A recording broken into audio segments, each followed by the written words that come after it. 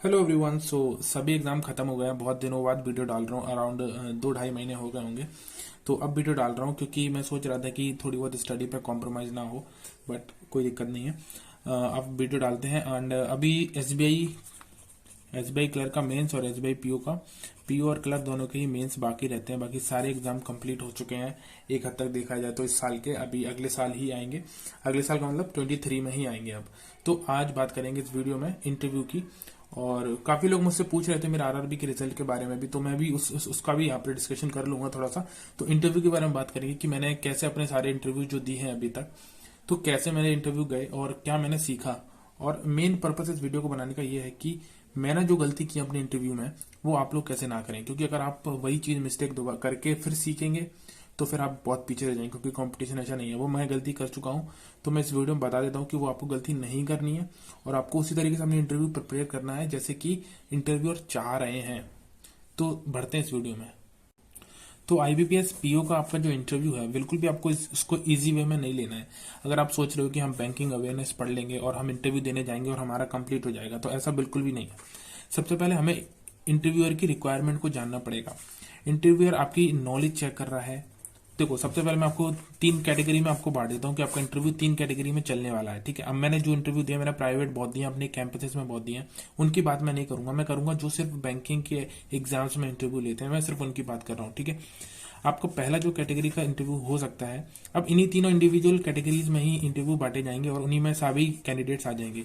जिसमें आपका पहले कैटेगरी में हो सकता है कि आपका जो पर्सनल इंटरव्यू चले, जिसमें आपका पर्सनल एजुकेशन क्वालिफिकेशन से इंटरव्यू चल सकता है, ग्रेजुएशन से चल सकता है, आपकी फैमिली से रिलेटेड चल सकता है। ठीक है। आपकी कोई भी ग्रेजुएशन से सब्जेक्ट उठा के वो क्वेश्चंस कर सकते हैं। आपके गोल्स, हॉबीज वगैरह इन सब से इंटरव्यू आपका कंप्लीट हो सकता है यहीं पर। यह भी नहीं कि आपका इसमें बैंकिंग का पूछा जाए। सेकंड, आपका इंटरव्यूअर हो सकता है कि आपकी नॉलेज चेक करें। ठीक है। अब बहुत सारे इंटरव्यूअर होते हैं जो नॉलेज चेक करते हैं, तो यहाँ पर इंटरव्यूअर आपकी नॉलेज भी चेक कर सकते हैं, जिसमें आपके बैंकिंग से रिलेटेड बहुत सारे टर्म्स आ जाएंगे। सिचुएशनल क्वेश्चंस हो सकते हैं कि सिचुएशन आपको एक देंगे बैंकिंग के अंदर ही, उसमें आपको बताना पड़ेगा कि किस तरीके से आप उससे डील करेंगे। ठीक है। हो सकता है कुछ टर्म्स रहेंगी, वो वहां पर आपके जो अपडेटेड जो करंट अफेयर में चलती हैं उससे रिलेटेड, बैंक से रिलेटेड आपसे क्वेश्चंस हो सकते हैं। ठीक है। तीसरी जो यहाँ पर कैटेगरी में बनाने जा रहा हूँ वो मिक्स कैटेगरी है, जिसमें जैसे 4 या 5 इंटरव्यूअर रहते हैं, जिसमें एक फीमेल रहती है, 4 मेल रहते हैं। तो कुछ इंटरव्यूअर हो सकते हैं कि आपके पर्सनल रिलेटेड क्वेश्चंस पूछें, कुछ हो सकते हैं जो आपकी नॉलेज चेक करें, जिसमें आपकी बैंकिंग नॉलेज चेक कर सकते हैं। तो हो सकता है कि आपके ये दोनों मिलाकर भी एक इंटरव्यू होगा और मैक्सिमम चांसेस है आपकी कि यही इंटरव्यू आपको मैक्सिमम होते हैं। और कैसे आपको इन सभी की प्रिपरेशन करनी है अच्छे से और क्या गलतियां नहीं करनी है। मेरा मेन फोकस रहेगा कि आपको क्या गलतियां नहीं करनी है इस इंटरव्यू प्रिपरेशन के दौरान में, जो आपको 1 साल और आगे धकेल सकती है आपकी प्रिपरेशन में। ठीक है। वो चीज मेरा मेन फोकस रहेगा। इंटरव्यू प्रिपरेशन तो सभी लोग करेंगे, तो इस वीडियो को सिर्फ आप देखने के लिए मत देखो। अगर कुछ आप सीख के जा रहे हो तो ही इस वीडियो को देखने का कोई प्रॉफिट होगा आपको। ठीक है। तो इसमें मैं आपकी अपनी गलतियां भी डिस्कस करूंगा जो कि बहुत इंपॉर्टेंट है, वो जरूर जिसे आपको देख लेना है। ठीक है। तो आपने ये 3 कैटेगरी देख ली। तो आगे बढ़ने से पहले आपको 2-3 चीजें बता देता हूँ जो कि आपको बहुत इंपॉर्टेंट है जानना। तो इंटरव्यूअर चाहता क्या है? सबसे पहली बात है, इंटरव्यूअर चाहता है कि जो हमारा कैंडिडेट है वो कॉन्फिडेंट रहे। अब कॉन्फिडेंट आपको रहना ही पड़ेगा। अगर आप कॉन्फिडेंट नहीं रहोगे तो जैसे कोई क्वेश्चन पूछा, आप वहां पर पैनिक कर गए, आप डर डर डर डर के क्वेश्चन का जवाब दे रहे हो, तो वहां पर चीजें बिगड़ जाएंगी और चीजें जैसे ही बिगड़ी वहां पर आपका आगे का इंटरव्यू और खराब हो सकता है। ठीक है। दूसरी चीज है कि आपका जो कोर क्वालिफिकेशन है, आपकी जो भी क्वालिफिकेशन है उसकी आपको नॉलेज होनी चाहिए। ठीक है। उसके बारे में भी आगे आगे बात करूंगा। आपके अच्छे से नॉलेज होनी चाहिए, जो भी आपकी क्वालिफिकेशन, जो भी आपने ग्रेजुएशन की है, क्यों की है, क्यों अपन बैंक में आ रहे हैं, ये सभी आपके अच्छे से नॉलेज होनी चाहिए। तीसरा तीसरा एक क्विक रिस्पॉन्स करके चीजें होती हैं, जैसे कि अगर कोई क्वेश्चन पूछा आपको नहीं आता या कोई सिचुएशनल क्वेश्चन पूछा वो भी आपको नहीं आ रहा है, तो आप कोई उसका कुछ एक सिचुएशन क्वेश्चन है, तो ऐसा तो है नहीं कि आप बिल्कुल ही कुछ ये बोल दोगे कि नहीं सर मुझे आ नहीं रहा, या आप मना कर दोगे सर सॉरी सर। तो ऐसा नहीं होता। सिचुएशनल क्वेश्चन में आपको कुछ तो बोलना पड़ता है, तो वहां पर आपको क्विक एक आंसर, क्वेश्चन का आंसर फ्रेम करना है और वहां पर आपको बोलना है। तो ये चीज आपको आनी चाहिए, इसकी प्रैक्टिस कर लो। ठीक है। अब आगे बढ़ते हैं कि मैंने क्या गलती की। ठीक है। अब देखो, पर्सनल क्वेश्चन तो आप प्रिपेयर करोगे। ठीक है। नॉलेज बैंकिंग अवेयरनेस ही पढ़ोगे, और बैंकिंग अवेयरनेस में आपको ये नहीं कि आप 80 से 100 वीडियोस देख रहे हो। आपको जो बेसिक टर्म्स होती हैं, टर्म्स पे ज्यादा ध्यान दो। बेसिक जो टर्म्स होती हैं जैसे कि अपनी सीआरआर वगैरह, ये सब तो सभी लोग पढ़ेंगे, लेकिन मेरा मोटिव ये है कि आप जब ये पढ़ो तो इसके पीछे का मोटिव भी जानो कि ये चीज होती क्या है, किस लिए काम आती है, कब जरूरत पड़ती है इन सब की। तो ये सारी चीजें आपको जब भी आप बैंकिंग अवेयरनेस का कोर्स करें तो सारी चीजें पढ़ें, अंदर का मोटिव जाने। जैसे मैंने आरआरबी का जो इंटरव्यू हुआ था मेरा, तो उसमें मैंने काफी सारी चीजें, ग्रीन रिवॉल्यूशन बहुत इंपॉर्टेंट है, फाइनेंशियल इंक्लूजन इसमें बहुत इंपॉर्टेंट है, तो ये सारी चीजें क्यों हुई, क्या जरूरत थी, इन सभी चीजों को हमें जानना है। ठीक है, अब मैं बात करता हूँ अपना जो मेरा आरआरबी पीओ का मैंने रिसेंटली में इंटरव्यू दिया, मैं उसी की बात करूंगा। तो मेरे जो मार्क्स रहे हैं वो 0.88 मार्क्स से मैं आरआरबी पीओ में सिलेक्शन नहीं ले पाया।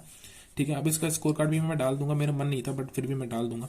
ठीक है, मेरे इंटरव्यू मार्क्स आए थे इसमें 62-63 के आसपास मार्क्स आए थे, इतने आसपास इंटरव्यू मेरे मार्क्स आए। अब इसकी एक ही वजह है, मैं जब भी मैंने अपनी इंटरव्यू प्रिपरेशन की तो मैंने बैंकिंग अवेयरनेस को बहुत अच्छे से पढ़ा, बहुत ही अच्छे से। ठीक है, ठीक है, एंड मैंने पर्सनल क्वेश्चंस अपने हॉबीज हुई, मेरे गोल्स हुए, मेरी स्ट्रेंथ हुई, वीकनेस हुई, ये सारी चीजें मैंने बहुत अच्छे से मैं करके गया। ठीक है, ठीक है, मैंने ग्रेजुएशन से रिलेटेड भी चीजें पढ़ी, लेकिन अब मेरी जो ग्रेजुएशन है वो है बीबीए। ठीक है, बैचलर ऑफ बिजनेस एडमिनिस्ट्रेशन।